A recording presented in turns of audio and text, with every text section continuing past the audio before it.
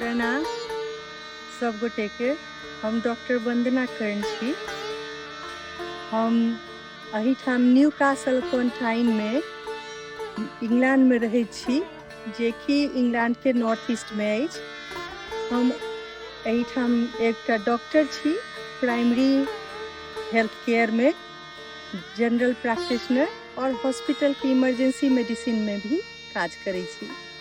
हमर पति श्री कौशलेंद्र जी सेहो एक डॉक्टर छै ता हॉस्पिटल में एज एन एनेस्थेटिस्ट कार्यरत छै। हम सहरसा जिला के डुमरा गाम से आबै छी आ हमर mummy doctor professor Shefalika Verma, जे कि मैथिली साहित्य के एकटा प्रतिष्ठित हस्ती छै, हुनक शुरू से प्रयास रहल कि हम सब भाई बहिन मिथिला भाषा मिथिला संस्कृति में रुचि राखी। तो 1991 में हमर पतिदेव एहिठाम चलि अयलै इंग्लैंड में। 1993 में हम इंटर्नशिप फिनिश कऽ के हुनका ज्वाइन करे ले चलि एलियै। एतऽ फेर पढ़ाई में जॉब के खोजे में एतेक जीवन व्यस्त भऽ गेल कि मिथिला से कोसो दूर भऽ गेलहुँ आ बहुत कमी महसूस हुए लागल। जखन सुनलहुँ कि 2008 में मैनचेस्टर के नजदीक में एक मिथिला मिलन भऽ रहल है, तो मन एतेक उल्लासित भऽ गेल। हम दुनू गोटे ओतऽ उत्साह से पहुँच गेलहुँ। वही ठाम पहुँच के तो मन हर्षोल्लास से भरि गेल। एतेक आत्मीयता जे कि हम कहियो इमेजिन नहीं केने छलहुँ। पूरा मिथिला के माहौल, मिथिला के खाना, बच्चा सबके मनोरंजन, वही सबसे एतेक प्रभावित भऽ गेलहुँ कि हम वही समय डिसाइड केलहुँ कि मिथिला के हम इंग्लैंड में आगू बढ़ाब, अपन सेकेंड जनरेशन के, थर्ड जनरेशन के मिथिला कल्चरल से अवगत कराए। वही में हम सौभाग्य से हम पहिल जनरल सेक्रेटरी बनलहुँ, जखन कि मिथिला कल्चरल सोसाइटी यूके के स्थापना 2009 में भेल। आ फिर वही से हमरा सौभाग्य भेल कि हम उपाध्यक्ष भी बनलहुँ आ फिर अध्यक्ष भी बनलहुँ। मिथिला कल्चरल सोसाइटी यूके के अंतर्गत हम सब बहुत चैरिटी वर्क भी केलहुँ।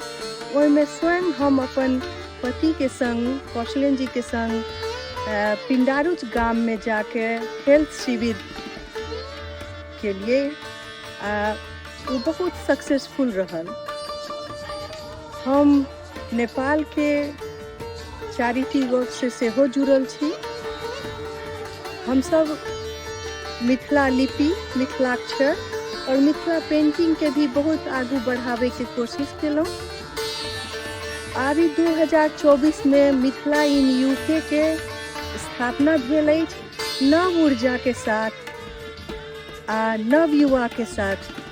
डॉक्टर रीता झा दीदी हुनकर ई संस्था के अध्यक्ष है।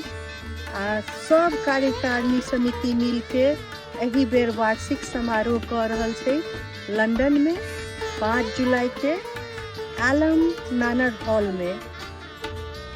ई मात्र एकटा समारोह नहीं अछि, एजीएम नहीं अछि। एही में अहाँ के एक दूसरा से मिलै जुलै के अवसर भेटैत अछि।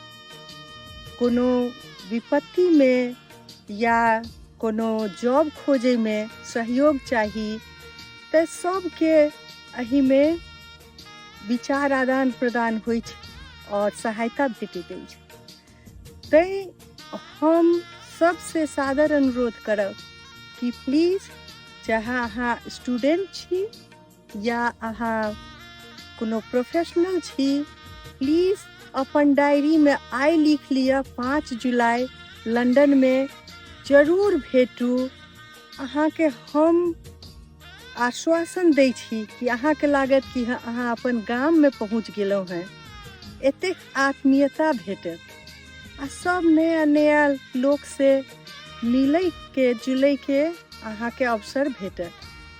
तैं हम मिथिला इन यूके के सब सदस्य के तरफ से अपने सबसे फेर से आग्रह करै छी, प्लीज हमरा सबसे जुड़ू। जय मिथिला, जय मैथिली।